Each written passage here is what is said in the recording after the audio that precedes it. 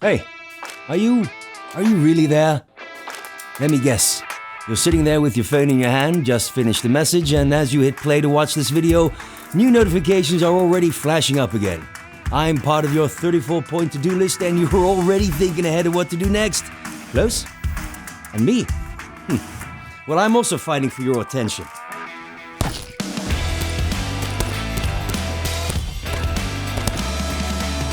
Why?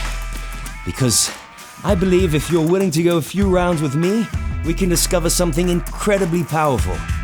We'll discover that you, your business, and the people around you will thrive if you stop focusing on money, personal gain, success, if you stop focusing on you. We'll discover that the essentials in life and business are interconnected and revolve around the quality of your relationships. So, what's the status of your relationships? Are they meaningful? As meaningful as they could be? That's hard in practice, isn't it? Well, if you think there's room for improvement, I suggest you find the focus to go another round with me.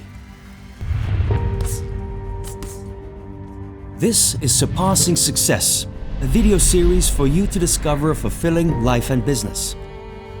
We exist to help you as a business professional, leader, or entrepreneur to make your life and business more purposeful, joyful, and rewarding. This episode is about the importance of meaningful relationships.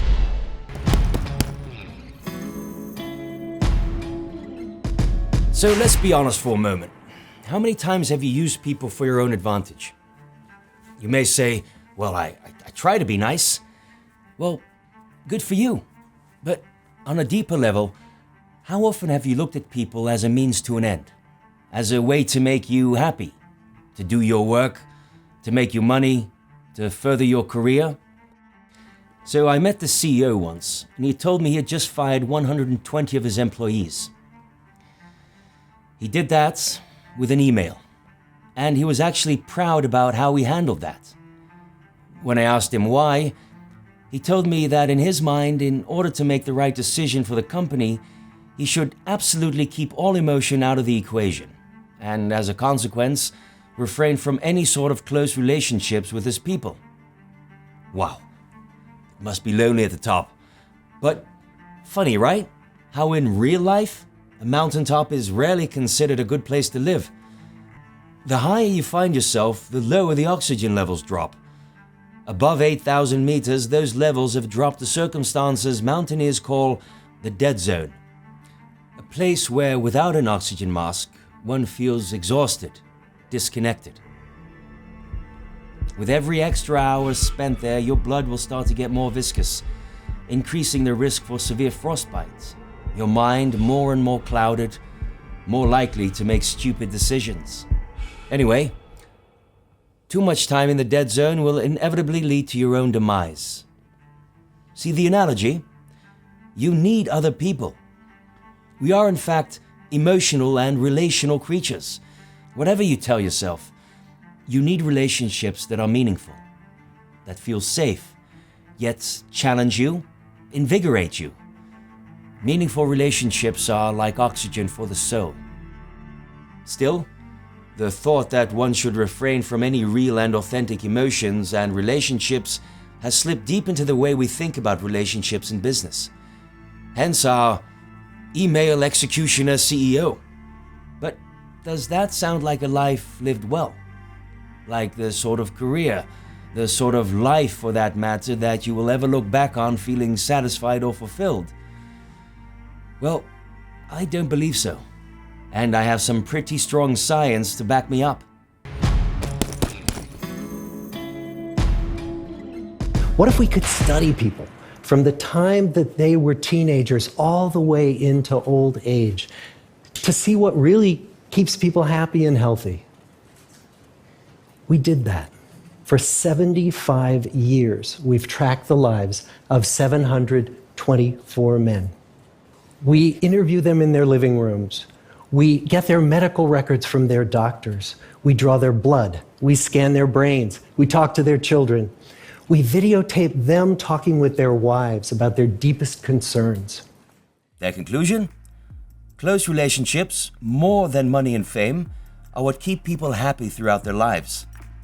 Those ties protect people from life's discontents, help to delay mental and physical decline, and are better predictors of long and happy lives than social class, IQ, or even genes. So it simply pays off, also on a deeper level. Relationships give meaning, self-validation, shape identity, enrich feelings and emotions. They shape you and make you. Oh, and that's not any different in business. If you really tab into building close and meaningful relationships within your organization, your client network, and with your suppliers, there's a high probability that you'll build something incredibly strong.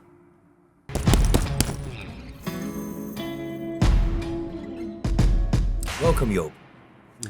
Your company, Inmens Grow, promises to help CEOs realize their ambitions by utilizing the change power already present within their people. Yes, I stole that from your website. Sounds like a different approach than that CEO who fired 120 of his people via an email. It is, yeah. I would say he is selling himself short. If you have to work such a way, you're not connected to your people, but you're also not connected to yourself. In your vision, what role do meaningful relationships play in business? It plays a very important role. Without good relationships in a company or team, everything falls apart. And you can see that everywhere. It's never the team with the best players who wins the tournament. It's always the most cohesive team that wins. What's the moment in your life that most influenced your view on relationships? I became responsible for a business unit within Unilever selling ice cream. 10 years before I started, Magnum came to the market, a big innovation and clever marketing campaigns, and it doubled the business, including doubling of the staff. But after a while, the Magnum effect was worn off. The business fell back to its original volumes, and that meant that also half of the staff we had to let go. And that was my task when I started running that business unit. Something tells me you didn't fire those people via email, did you? No, I didn't. So I had quite a few sleepless nights, and in those dark moments, it brought me back to the question: where do I stand for? How do I want to do this? So I set myself 2 additional goals, and the first one was that I wanted to shake hands with everybody I had to say goodbye to, including their spouse. Wow. It really took some time to engage with my team and to open up the relationships, to be honest about our feelings. And what I learned is that people are not against the decision. It's the rejection that really hurts. And when I understood that, we could finish the professional relationship in a very elegant way. So at the end of this reorganization, I got a handshake of all my colleagues, including their spouses. And that felt good. That's great. And what was your second goal? The second goal was to bring back the music and the lights on the department. So after this difficult period, we renewed our purpose. We took a while to build a team again. And we coached and professionally developed all the team members. And that brought the light and the music back on this department. It's amazing what will happen if you start building relationships on those 3 aspects. So goal, team, and your personal role within the team. That sounds wonderful. Thanks, Joop. More from Joop later. But let's agree for now that close and meaningful relationships can greatly influence the quality of both our personal lives and our careers for the better.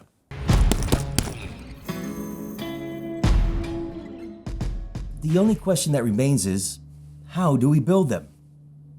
What's the key to building valuable relationships in business and in life? The brilliant social scientist Brené Brown struggled with the same questions, and she put in years and years of work researching the personal stories of hundreds of people for their ability to form these meaningful connections. And then she stumbled upon a few very interesting commonalities in the group of people most successful in building this type of relationship. A group of people she refers to as the wholehearted. And so these folks had, very simply, the courage to be imperfect.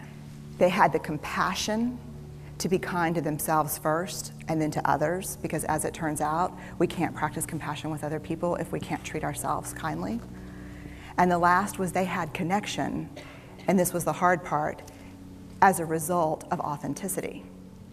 They were willing to let go of who they thought they should be in order to be who they were, which is, you have to absolutely do that for connection. The other thing that they had in common was this: they fully embraced vulnerability. They believed that what made them vulnerable made them beautiful. They thought this was fundamental.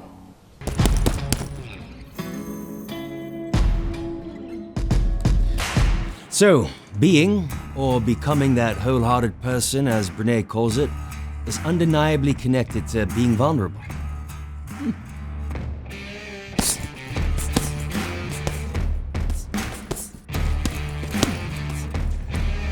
I remember my first sparring session like it was yesterday.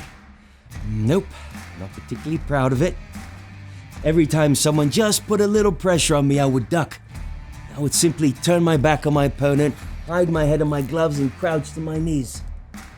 It's the worst thing one can do in boxing. Just guessing here. But you would never let that happen, would you?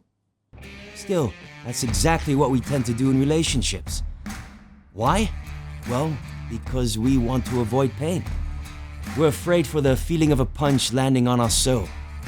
But then we respond in ways that work totally counterproductive. If we completely step out of the game, flee the relationship, there's no soil for any sort of meaningful connection or relationship to grow. Next session, I'm making progress. I'm no longer turning my back. Nope, this time, I'm mowing my arms around like a madman. Allow me to clear up some misconceptions you may have about boxing. You may think of it as a violent sport, like Muhammad Ali looming for that knockout punch. And I get where that's coming from. But most of what a boxer does is simply sparring. Think of sparring as a dance, like improv. It's often playful, respectful, at about 60 to 70% of your real punching power, helping you to gain stamina, practicing moves, holding your composure when the shots land. So yeah, turns out I didn't read the room well. Over the last few years, I'm moving closer to the conviction that it's exactly like that in relationships. No pain, no gain. You need to accept that you may get hurt from time to time, but if you want to give relationships a chance to grow healthy, valuable, and meaningful, you need to truly and truthfully engage. It's what the German-American philosopher Paul Tillich called the courage to be, a life philosophy which involves embracing one's vulnerability and taking risks to live a life of meaning and purpose. The guy must have been a boxer, I swear. But how are you holding on? Is all of this sounding just terribly naive, or are you still with me? I would understand. After all, if you let your guard down with the wrong person, he might just end you. Let's cut back to my conversation with Joop. He had a few interesting takes on the matter.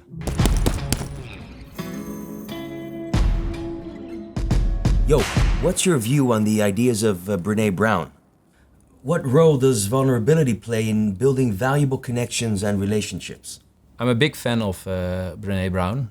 People who only share the perfect image of themselves, they create a wall. And that wall obstructs relationships.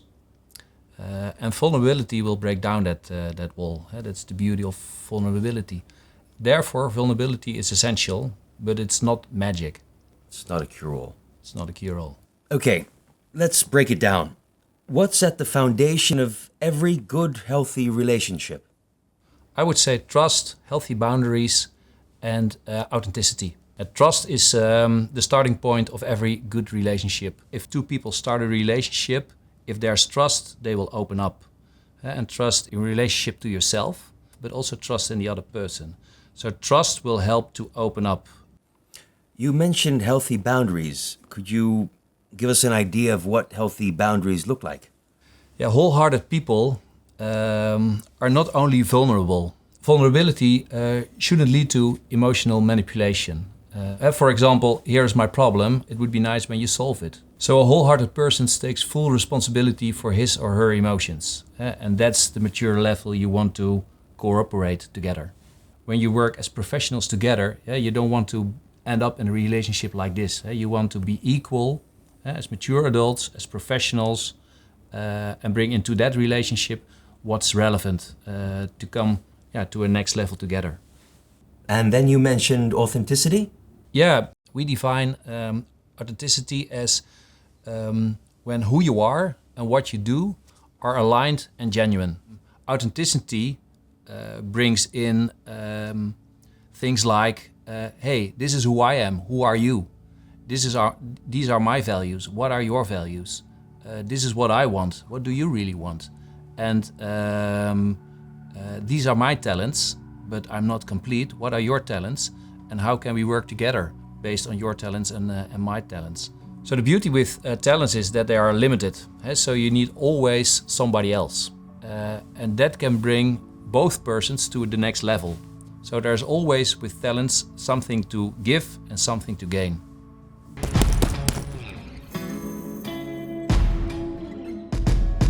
So, let's say you've established a few meaningful relationships over the years.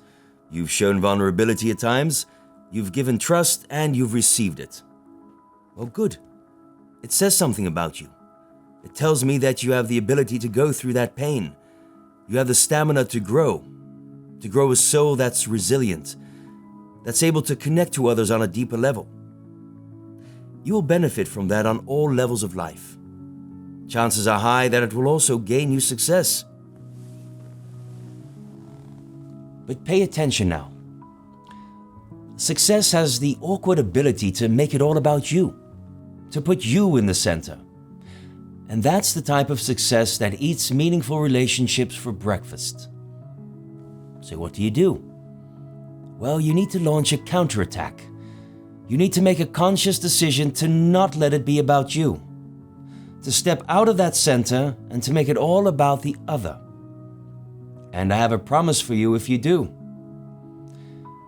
If you start to think from a relational perspective, see things in a larger context, good things will happen. You see, the beauty of it is that the most successful CEOs are the ones that are experts in making other people thrive. They don't seek personal glory or recognition, but instead put the spotlight on the achievements of their team or individual team members. They celebrate those successes. They focus on the greater good of the organization. It's that humble mindset that allows them to really listen to others, value different perspectives, and create an environment where everyone feels valued and empowered.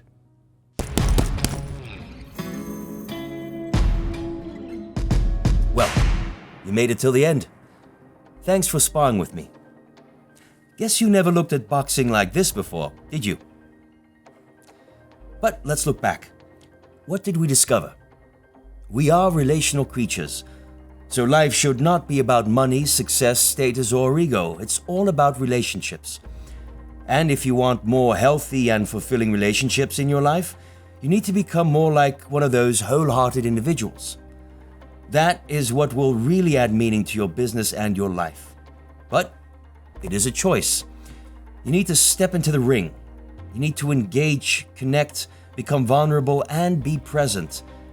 Be there in the moment. That's a risk. You will get hit. There's no avoiding it.